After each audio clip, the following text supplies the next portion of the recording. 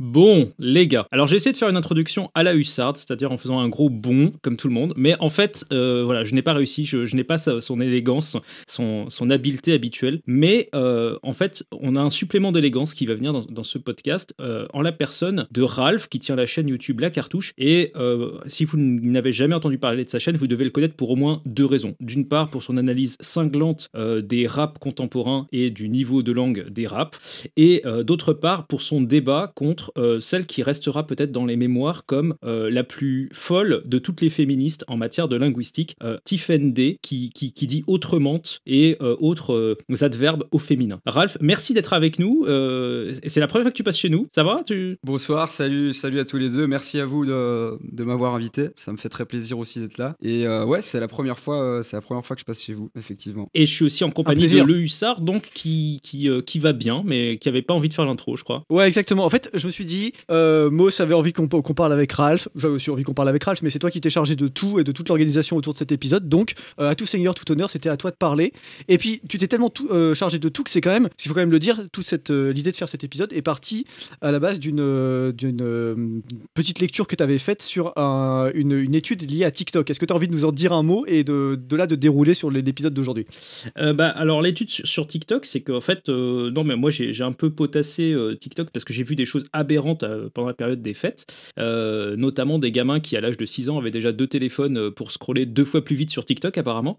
Les dealers. Et donc, en fait, je me suis vraiment posé des questions existentielles parce que j'ai eu l'impression qu'il n'y avait jamais de sentiment de plénitude, en fait. Ils n'avaient pas de satiété numérique, enfin, il n'y avait pas un truc où, au bout d'un moment, ils se disaient ça va, je suis content, j'ai scrollé, c'est bon, je peux m'arrêter, je peux continuer à faire les autres activités de ma journée. Et en fait, en regardant un petit peu comment c'est fichu, alors il y a des études sur la manière dont on met exprès des tas de choses qui servent à rien au milieu d'un fil, c'est-à-dire que les gens ils pensent qu'ils scrollent parce que en fait l'algorithme n'a pas trouvé leur préférence. En fait, c'est totalement fait exprès parce que précisément en leur mettant des tas de trucs qui servent à rien, à chaque fois qu'ils ont un truc qui leur sert à quelque chose, ou en tout cas qui leur plaît, ils ont l'impression d'avoir trouvé une pépite au milieu de une montagne de caca, ce qui est littéralement TikTok, en fait. C'est vraiment cet effet-là. Ah oui. Et ça, c'est addictif, en fait, parce que le fait de ne pas savoir à l'avance si on va avoir un truc qui va être bien, il y a eu des études qui ont été faites sur des rats et sur des pigeons, à ma connaissance, sur justement ce côté addictif de la récompense aléatoire. En gros, on sait pas à l'avance qu'on va être récompensé, on comprend pas pourquoi, et d'un seul coup, il y a une récompense qui nous tombe du ciel, et là, c'est fantastique, ça déclenche un truc, il y a un petit pic de dopamine, et en fait, la dopamine, c'est un truc qu'on retrouve aussi dans pas mal de drogues, on va dire, quelque part, moi, j'en étais arrivé presque à la conclusion que TikTok était une sorte de méthamphétamine numérique, ce qui est peut-être un peu violent, hein, voilà, mais je pense que c'est pas très loin de la réalité, en tout cas dans les conséquences que ça a. Et je pense qu'à l'inverse de ça, et c'est aussi pour ça que j'avais envie d'avoir Ralph avec nous ce soir, il y a quelque part des choses qui sont plus lentes, plus proches de l'esprit humain, plus durables, et au sommet de toutes ces choses, il y a probablement la contemplation, la lecture, et tout un tas d'autres activités qui en fait sont source de vertu pour notre cerveau, notre esprit, notre manière d'appréhender le monde. Et c'est un peu comme ça que j'ai eu l'idée de t'inviter, Ralph, pour discuter avec nous. Bah, sans surprise, je vais pas te contredire. Ah bonne nouvelle. Sur tout ce que tu viens de dire. Effectivement, ouais, c'est. T'as pris l'exemple de TikTok, mais évidemment, on peut étendre le constat à tous les réseaux sociaux finalement, qui fonctionnent tous selon plus ou moins les mêmes modalités. Et c'est vrai que moi, j'avais déjà pensé à cette question et à la faveur d'une petite paronomase, j'avais dit que l'univers numérique des réseaux sociaux, c'est un univers dans lequel on se prélasse dans un quelque chose se passe, tandis qu'avec la lecture, on s'étend dans un quelque chose se pense. Et en fait, le pouvoir de séduction, je pense, des réseaux, il vient du fait que, effectivement, on a ce sentiment que quelque chose constamment est en train de se passer, est en train d'avoir lieu, et il n'y a jamais, ou presque jamais, d'écart temporel entre la perception de l'information et son intelligibilité, parce qu'elle est tellement non exigeante de par sa médiocrité, qu'on a cette satisfaction constante de percevoir et de comprendre. Je perçois, je comprends, je perçois, je comprends, et il se passe sans cesse quelque chose, tandis que la littérature, et en cela, elle est une rééducation effectivement de notre attention, pour peu qu'on la pratique. Et Dieu sait que c'est difficile. Enfin, je sais pas ce que vous en pensez, vous qui êtes aussi des lecteurs. Enfin, moi, je suis un lecteur quand même, on va dire, chevronné depuis un moment, mais je remarque que mon propre rapport, moi aussi, au réseau, parce que je les consomme également, j'ai le sentiment qu'il a eu un impact, et il a encore un impact aujourd'hui sur mes capacités de concentration, notamment. Ah, tu dirais que tu es devenu moins capable de te concentrer depuis que tu utilises les réseaux, ou tu dirais que tu luttes et que ça se maintient quand même? Je dirais que globalement, je pense que, après, ça tient peut-être aussi à mon mode de vie, et puis à certains choix que j'ai faits, et à certaines obligations, du coup, que j'ai aujourd'hui. Mais je pense peut-être que je lis moins aujourd'hui qu'avant de commencer YouTube, par exemple. C'est intéressant. Parce que YouTube aussi m'a fait moi-même, en fait, être actif sur les réseaux, et pour tout un tas de raisons, je suis pratiquement obligé d'y être. Mais du coup, ce rapport, je vois en fait comment ce rapport au téléphone et au réseau impacte, en tout cas dans mon cas, vraiment impacte ma capacité justement à tolérer quelque part, à tolérer à la fois la lenteur, comme tu disais, Moss, avant, la lecture effectivement suppose beaucoup plus de lenteur, la lenteur et l'exigence tout simplement symbolique supplémentaire des livres, ou en tout cas des bons livres, qui n'a effectivement rien à voir avec ce qui se passe sur les réseaux, quoi. Moi, il y a un concept que je trouve particulièrement fascinant sur des vidéos à la fois Twitter, je crois il y a aussi ça sur YouTube Short et sur TikTok, c'est le concept des vidéos satisfaisantes. Alors ce truc, ça a l'air de rien, mais c'est vraiment l'exemple super puissant. L'exemple parfait de ce que tu viens de dire. C'est-à-dire qu'en gros, tu regardes un truc qui n'a aucun sens. Enfin, genre, tu vois un type, je sais pas, faire une rosace dans du savon, enfin, un truc quelconque, quoi. Et en fait, le simple fait de voir des gros plans sur une rosace dans du savon, ou sur le fait d'avoir touillé, même dans la partie culinaire, il y a des tas de gens qui font des gros plans pendant des plombes sur tout un tas de petits détails de j'ai rajouté 3 fleurs de persil, 3 machins. En fait, ce truc-là déclenche en toi une satisfaction, et elle est vendue, en fait, le produit en tant que tel est vendu comme étant, vous allez regarder un truc satisfaisant. C'est-à-dire qu'on n'en est même plus à voilà ce que vous allez regarder, on te vend l'émotion que tu dois ressentir à la place du contenu lui-même, en fait. Ouais, c'est super intéressant. Je sais pas si vous voulez qu'on enchaîne directement, ou si quand même on se fait un petit générique et une petite fin d'intro propre, parce que là on est déjà en train de partir dans un développement. Non, mais c'est super intéressant, mais peut-être gardons nos cartouches pour dans 2 minutes, messieurs. Et bah vas-y, je te laisse lancer le générique, à défaut d'avoir fait l'intro. Est-ce que avant tu veux nous parler un peu de Thomas Sowell, parce que c'est quand même la grosse actualité qu'il y a en ce moment chez Carmin. Et bah Thomas Sowell, les palettes sont en train de parcourir les derniers kilomètres jusqu'à chez moi au moment où on enregistre, et donc normalement les gens les recevront début février. On a à peu près 200 à 250 personnes qui l'ont déjà précommandé.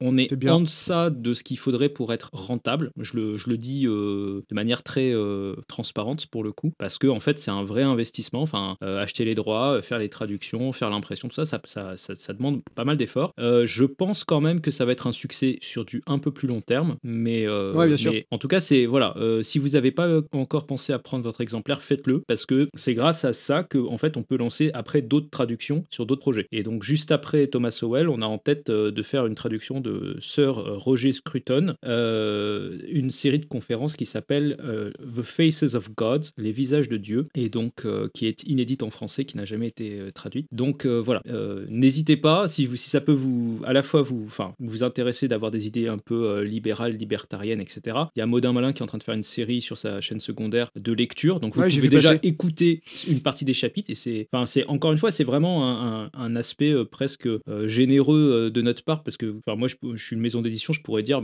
attendez, j'ai les droits sur le texte, personne ne s'en sert, etc. Là on le met à disposition des gens, en fait, donc allez-y, vous pouvez écouter, si ça vous intéresse, si ça vous plaît, n'hésitez pas à acheter le livre avec, et puis vous le mettez dans votre bibliothèque, ça fera très joli, à défaut de l'avoir ouvert, et ça peut-être que Ralph pourra vous apprendre à l'ouvrir et à en lire quelques pages. Eh ben écoute, c'est le but, c'est vers ça qu'on va tendre. Juste avant, moi je donne quelques nouvelles de la Giberne, mais ça va être beaucoup plus succinct. Merci à tous pour votre accueil toujours aussi formidable des bouquins. Vraiment, c'est top de voir qu'il y a un vrai engouement qui se noue mois après mois et qui ne faiblit pas, donc ça fait vraiment plaisir. Merci à tous de bien jouer le jeu. Il y a des nouveautés qui arrivent très très prochainement. Là vraiment je suis en train de finaliser, le prochain titre sortira en février, et si tout va bien le titre d'après sortira en avril, donc on va avoir un début d'année aussi assez chargé de ce côté là, et puis voilà, écoutez, restez connectés, vous allez kiffer, et puis pour parler un peu de lecture, on se retrouve juste après le générique. T'es prêt, Moss ? Générique. Regagnez le carré !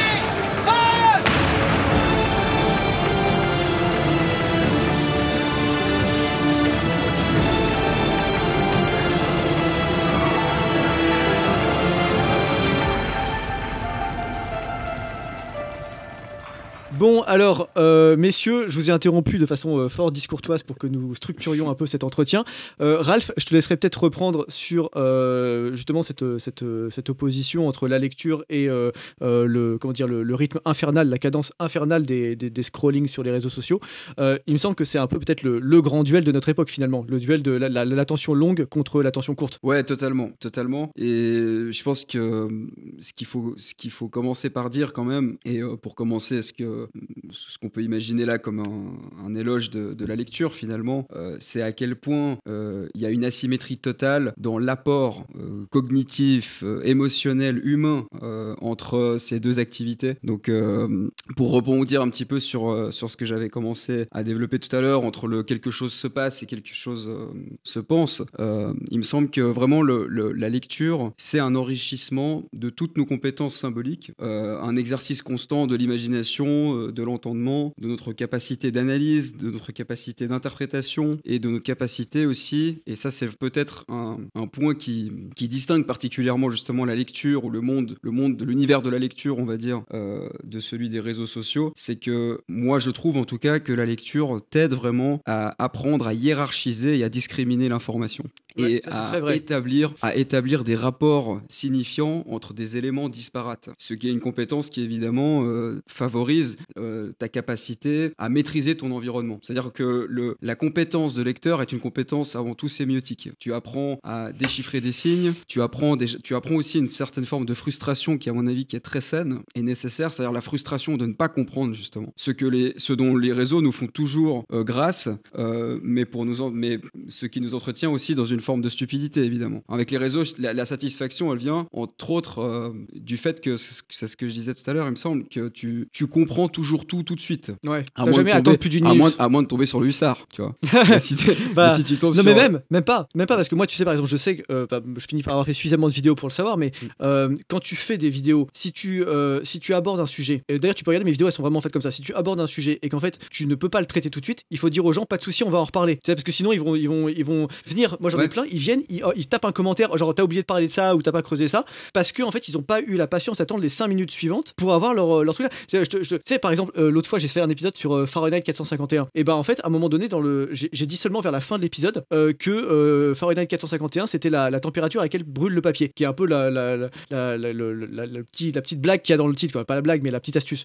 Et en fait j'ai dit ça je pense au bout de 10-12 minutes de vidéo sur 15, tu vois, donc vers la fin du truc. Et en fait il y a des gens qui ont mis des commentaires en disant oui d'ailleurs il me semble que Fahrenheit 451 c'est la température à laquelle brûle, mais parce que les mecs ont pas ils ont, entre le moment où ils ont cliqué et le moment où ils ont dû ouvrir leur gueule, parce qu'en fait je dis leur gueule mais je veux pas être méchant, au moment où ils ont commencé à parler il peut pas se passer plus de 10 minutes, tu vois, genre et encore on est sur l'élite, on est sur des mecs qui s'intéressent quand même à des bouquins sur YouTube, et on est déjà sur des intellos, tu vois. Ouais. Donc ça en dit quand même assez long en fait, mais c'est ce qui est bien identifié finalement comme en fait le poison un peu de la démocratie, c'est aussi que des réseaux sociaux en général sont toujours une invitation permanente à te demander ce que tu penses et à te demander de t'exprimer, de prendre parti sur des sujets, etc., qui fondamentalement parfois te demandent un peu plus de réflexion. C'est pas que t'as pas à t'exprimer dessus, c'est qu'il faut un peu plus de réflexion, un peu plus de temps de décanter les choses, tourner cette fois la langue dans sa bouche comme on disait du temps de nos grands-parents, pour arriver à quelque chose, tu vois. Et ça je pense que effectivement c'est déjà dur de tenir 10 minutes pour un auditeur du Hussard. Alors t'imagines un gamin au cerveau ravagé par TikTok, lui il a une attention c'est un TDAH, tu vois, le mec il a une attention de 10 secondes, quoi, c'est terrible. Ouais, mais même toi Ralph, je sais plus depuis combien de temps t'es sur YouTube, mais je pense que tu y es depuis à peu près le même moment où moi j'y suis arrivé, c'est-à-dire en gros vers 2018 si je me... les vieux. Moi c'est un petit peu plus récent, c'était 2020. Ouais. T'as pas l'impression quand même que le temps d'attention il a baissé sur YouTube depuis 2020? Franchement je saurais pas dire, parce que moi je consomme très peu moi-même YouTube. Ok. Donc, non, parce que je te dis ça parce que moi sur les productions, je sais qu'en 2018 tu sortais une vidéo entre 15 et 20 minutes, t'étais très bien, tu vois, t'étais dans le bon range, parce que les gens ils avaient pas envie d'écouter ils savaient qu'un truc de 3 minutes sur un sujet un peu dense ça allait être de la merde en fait, donc ils allaient pas l'écouter. Par contre ils allaient pas écouter non plus 1 heure de conférence, donc 15-20 minutes c'était pas mal. Actuellement c'est plutôt 10-12, tu vois, tu sens que dès que tu dépasses 12 moi je suis pas d'accord avec ça. Les mecs, regarde ce que fait Modin par exemple, il faisait des vidéos de 25-30 minutes, etc. T'as des tas de mecs, en fait j'ai l'impression que ça s'est clivé, c'est-à-dire t'as des gens qui sont vraiment sur du contenu court et des gens qui sont vraiment sur du contenu au-dessus de 12-15 minutes, quoi, tu vois. Et en fait, il y a très peu de monde qui fait des vidéos autour de 10 minutes, tu sais, 8-10 minutes, finalement, ça existe plus trop, tu vois. Les mecs font vraiment des très très courtes vidéos, genre des shorts, quoi, ou alors vraiment, on commence à être entre 12-14 minutes, quoi, tu vois. Et enfin, ouais, donc, ok, moi je suis d'accord avec ce côté clivage parce qu'effectivement, il y a eu l'essor du podcast aussi. Enfin, on est sur un Ouais, podcast, donc on tout peut à fait. pas dire qu'il n'y a pas de podcast.